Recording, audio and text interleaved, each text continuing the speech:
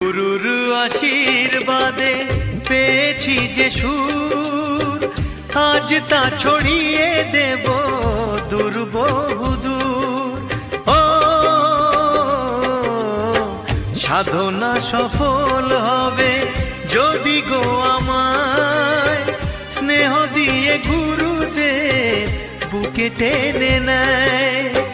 গুরুকে জানাই আমি শ্রদ্ধা প্রণাম, তাই তো গুরুর মান রাখতে এলাম। আজ তা ছড়িয়ে দেব দূর। ও সাধনা সফল হবে যদি গো আমায় স্নেহ দিয়ে গুরুদেব বুকে টেনে নেয়। গুরুকে জানাই